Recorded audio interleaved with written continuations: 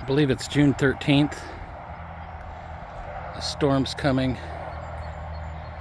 Some nice rain. Thought I'd do a little summary of what's going on here because I'm quite pleased with it. So this is the last of the summer corn, early summer corn. It's coming pretty good. Should be about 4 or 5 inches tall. So far so good with regard to weeds. After the rain, I'll go through it with the hoe. This was the second patch of early corn. Looks to be 18-20 inches tall. At the other end, I'm fighting, same thing I do every year, thistles. But been through that with the hoe, the cultivator, and the tiller, trying to get ahead of the small weeds. You see these two rows?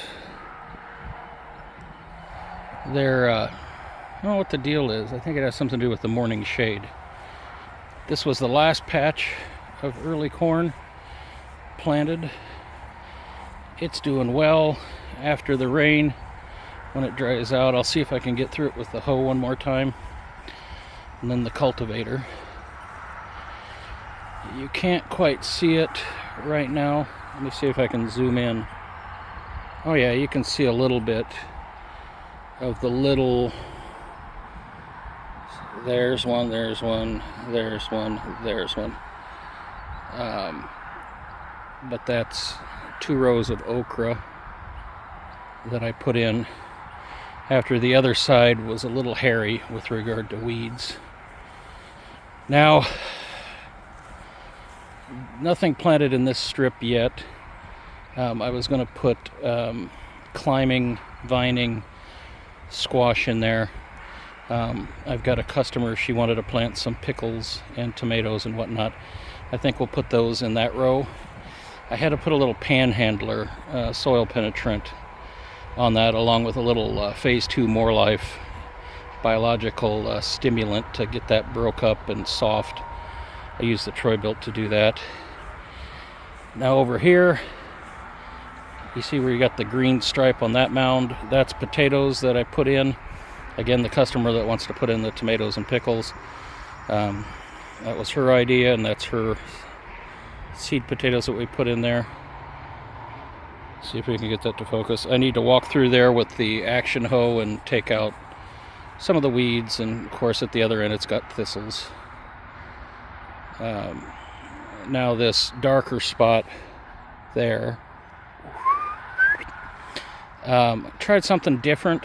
This, I'd say to about right there, is the Tronco squash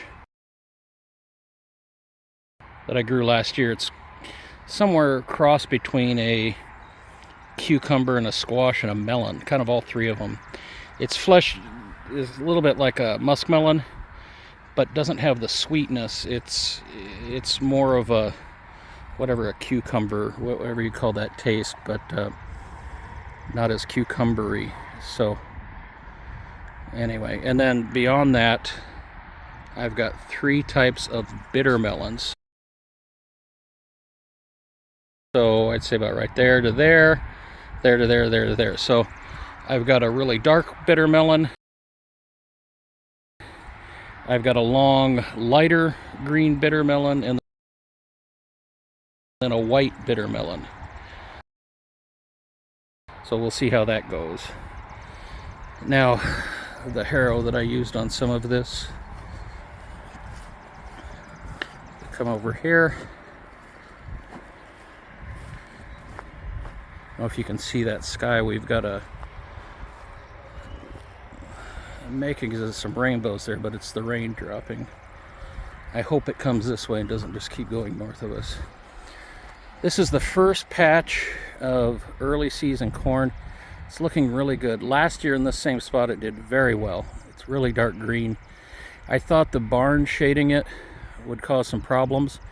Doesn't seem to. You can see there's a little dip there, and that follows the shade that we get in the morning.